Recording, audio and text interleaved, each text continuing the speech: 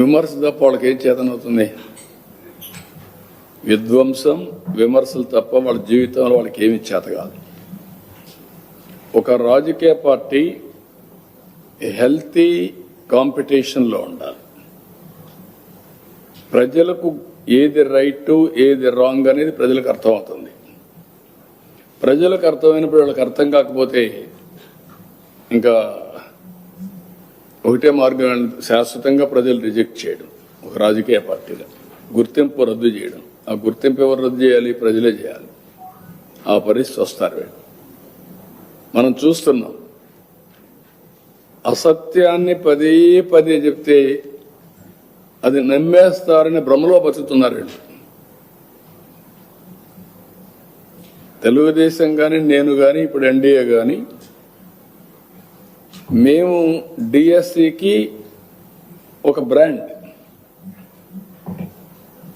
5 ఏళ్లు ఒక పోస్ట్ ఉద్యోగం ఇవ్వకుండా విద్యకు బ్రహ్మాండమైన సేవ చేసేశాను, స్టాండర్డ్స్ మారిపోయినాయి అని మాట్లాడిన వ్యక్తులు ఈరోజు ఫస్ట్ సంతకం మెగా డిఎస్సి నేను అనౌన్స్ చేసే ఎలక్షన్ల ముందు ఎన్డీఏ మేనిఫెస్టో నెంబర్ 1 మొదటి సంతకం చేశాం. సంతకం చేయడమే కాదు, ఫుల్ ప్రూఫ్గా ఎక్కడ జీరో మిస్టేక్ లేకుండా చేశాం. స్పోర్ట్స్ కూడా government of India standard operation. మనం మాట్లాడుతున్న ఒక అతనికి బుద్ధి ఉందో జ్ఞానం ఉందో నాకు తెలియదు, ప్యాకాట్కి ఇచ్చేసారని ఆడేస్తాడు. ఏ గేమ్ కూడా తెలియదు, డెఫినేషన్ తెలియదు, స్పెల్లింగ్ తెలియదు, నోరుంది అడ్డంగా వారేసుకుంటున్నారు. ఏంటది? It is a recognised game.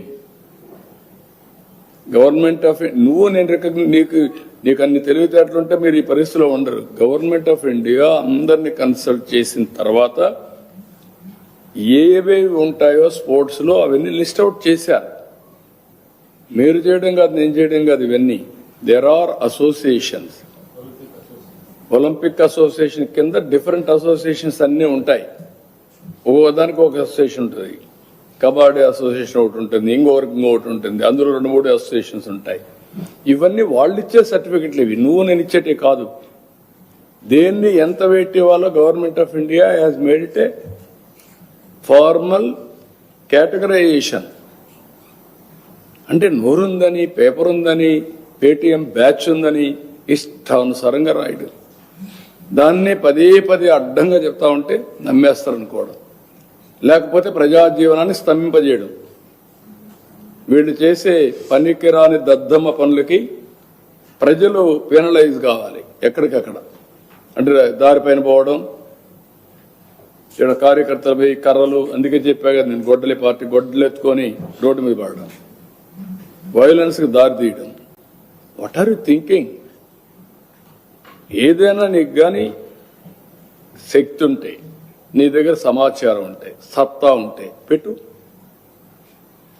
ఇంకా దీనికంటే ట్రాన్స్పరెంట్గా ఏం చేస్తారండి? యువతనే మభ్య పెడితే యువతంతా ఇప్పుడు ఉద్యోగం రానడు దగ్గర పోయేసి నీకు రాలేదు జరిగిందంటే ఏమంటాడు తను? నువ్వు చేయాల్సింది ఎక్కడ బాధ్యత కలిగిన రాజకీయ పార్టీగా అధ్యయనం చేసి, నీకు తెలియకపోతే తెలిసిన వాళ్ళు ఒకరిద్దరిని పిలిపించుకొని మాట్లాడి, నేను మాట్లాడితే ఏమవుతాను కూడా ఆలోచించాలి కదా. ఇలాంటి వాళ్ళు ఎట్లా రాజకీయాలు చేస్తారండి? అసెంబ్లీలో మనం చూసాం, సాక్ష్యాలతో ట్రూత్తో అసెంబ్లీని స్తంభింప చేసిన రోజులు ఉన్నాయి. ఒక బోఫార్స్ లేకపోతే ఇంకొక అవినీతి, అవన్నీ కూడా then only public will have believability, నమ్మకం. పోగు చేసి గాలి కబుర్లు మాట్లాడి బురజల్లేదే బురద బట్టల పైన వేసి కడుక్కోవాలను, గుడ్డ కాల్చి ముఖాన్ని వేయడం, ఇవి చేసి ఎవడు నమ్మడు. జీవన విధానంలో చేస్తా బేసిక్ స్కూల్ లెవెల్ నుంచి ఒక సబ్జెక్ట్ గా తీసుకుంటే టైం స్పెండ్ చేస్తే అది కూడా వర్కౌట్ చేద్దాం, చేయాలి. ఇప్పుడు యోగాలో ఆర్ట్ఫుల్నెస్ నేను దాజీ దగ్గర కానీ రవిశంకర్ దగ్గర చూశాను. వాళ్ళు ఒక ప్రోగ్రాం కూడా పెట్టారు. ఆ ప్రోగ్రాం స్టూడెంట్స్ లో ఫోకస్ చేయడానికి దానికి పేరు కూడా ఏదో పెట్టారు, వెరీ ఇంట్రెస్టింగ్ నేమ్. నేను నిన్న కూడా రవిశంకర్ దగ్గర నేను చూశాను. అక్కడ ఏం చేశారంటే వాళ్ళు పిల్లలకి మీరు కూర్చొని నన్ను రాయమన్నాడు. నేను రాశాను, Ravishankar is a great yoga promoter అని ఏదో ఒక బోర్డు రాశాను. 10 పెన్నులు ఇచ్చారు, ఒక కలర్ ఇచ్చారు. ఏ కలర్ కావాలో సెలెక్ట్ చేసుకోమన్నారు. నేను సెలెక్ట్ చేసుకొని రాశాను.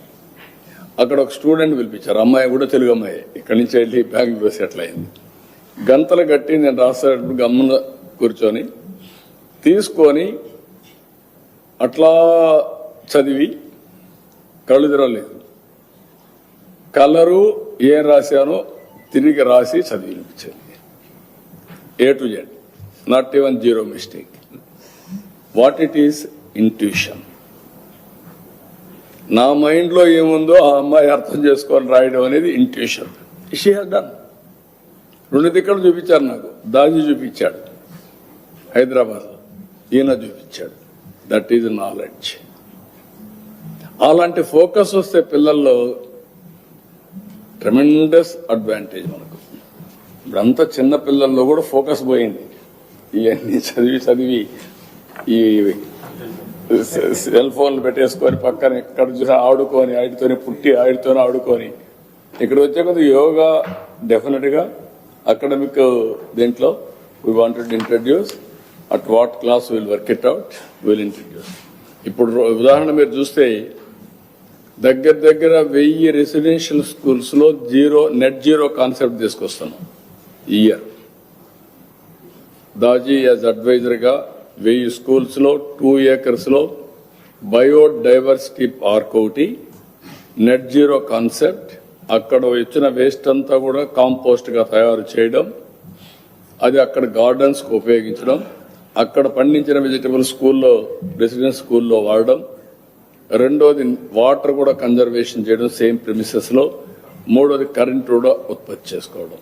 వాళ్ళకి కావాల్సిన రూఫ్ టాప్ ప్యానల్స్ పెట్టి అది కూడా తయారు చేసుకున్నారు.